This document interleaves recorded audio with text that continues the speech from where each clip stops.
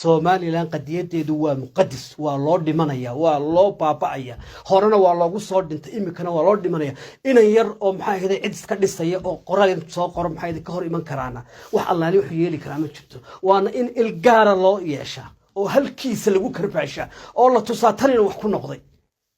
marka waxaan leeyahay hadallada xumeel maxay tahay flagaadada hadallada xumeel tiqtiqsiga ee kuwa guriyada hooyadood nabadda ka dhigi waayay hablahooda maalin walba wadooyinka lagu qarxinayo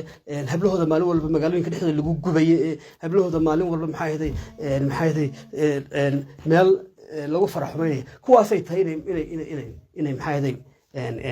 ay meel dhigaan badal ninka muqdisho joogay guriceel iman kari la reerkiisa guriceel joogo u iman kari la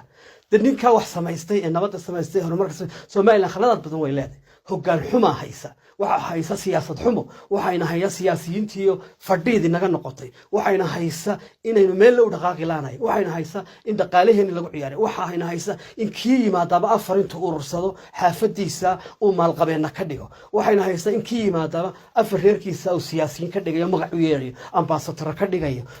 maxay qaar iyaga ka adhow waxayna haysa in siyaasadeeni ay noqotay mid liidato ijiid ku jiidmaayo ijiid iyo gacmo daalis bay noqotay waxayna haysa kuwii 60kii rag wax bartay ay ahayn qaarna wax baran oo baya taatoonaan xitaa magacooda akhriyo kari waayeen golayaashii inoo fadhiya marka reer Soomaaliland waxaan leenahay hay isku habsaaminay inta isku habsaanteen baa inta ku soo socdaay caruurta aanu ka hadlaynay maxay ahayd iskuulada galaya iyo kuwa soo socda hadii 60kii kuwii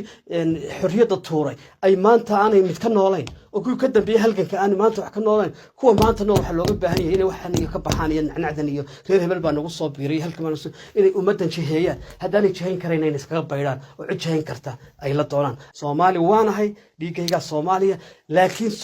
Somaliland dara oo Somaliland ka soo jeedo u soo dhintay imikana u dhimanayaanahay magacana ku yeeshay Somaliland aniga intay la mid ay la dareenkii Somaliland bay wax ku noqdeen meel kale kuma laakiin caruurteed halkan wax ku noqdeen wax ku helay magac ku helay ee haddana halkan imikana